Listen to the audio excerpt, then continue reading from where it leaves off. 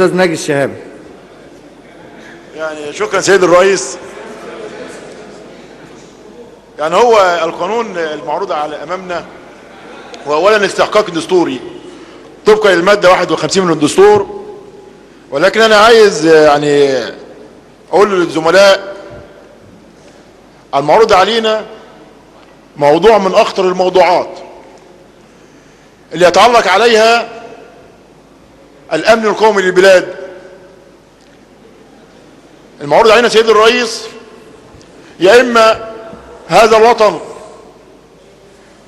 يتحرك في إطار رؤاه وبرنامج أحزابه ويحقق الاستقرار المطلوب، أو يتحرك إلى الخلف ونعيش في جو هم في أوروبا وأمريكا يريدونها فوضى مدمرة سموها خلاقة.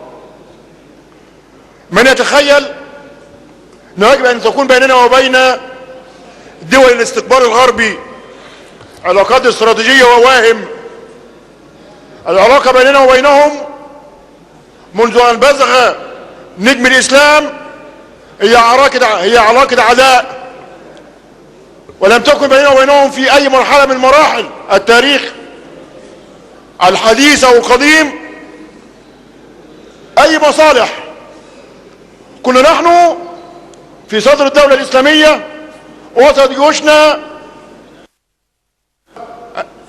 أسبانيا وإلى فرنسا وإلى حدود الصين، وهم بعد ذلك عندما استردوا أسبانيا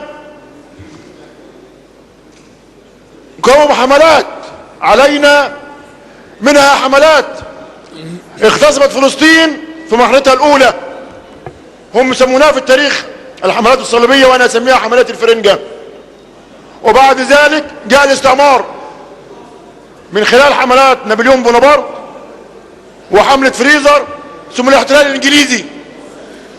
يعني ما بيننا وبينهم هو عداء لهذا الوطن وكل ما يعنيه من قيم ومبادئ ودين سماوي. لذلك أنا مع الحديث اللي تحدث به الأخ زعيم الأغلبية الدكتور عصام العريان عندما قال ما فيش حد بيدي حاجة ببلاش، وأن هم الغرب ليس جماعات خيرية، ده هم إسرائيل العاصمات الصهيونية تعيش في كنف الغرب، وكل مدينة إسرائيل قادمة من هناك من دافع الضرائب الأمريكي. والمؤسسات الأجنبية المنظمات الأجنبية التي تأتي لكي تفتح فروع لها في مصر والتي سمح لها القانون الحالي بأن يجعل مقرها الرئيسي هو القاهرة، هي أساسا مرتبطة بالمخابرات الأمريكية. هل معقول تمويلها حكومي وليس تمويلها من جيوب أفرادها منظمة؟ يا سيد الرئيس أنا آخر واحد وأرجو ده قضيتي. لا مش أنت آخر واحد، لسه في ناس بعدك كتير. أعطيني فرصة اللي بقول لك الوقت. بس في ناس كتير عشان يقول على قدك يا صاحبي. أنا بتكلم في الصميم، لم أخرج عن الموضوع. أقول لك كيف تسمح مصر وكيف يسمح أمنها القومي بأن يأتينا المعهد الديمقراطي أو المعهد الجمهوري وهي منظمات أمريكية تمول من دافع الضرائب الأمريكية أي من الخزائن الأمريكية وبتصل مباشرة بالمخابرات الأمريكية؟ كيف يسمح الأمن القومي المصري بأن تأتي هذه المنظمات وتعمل هنا؟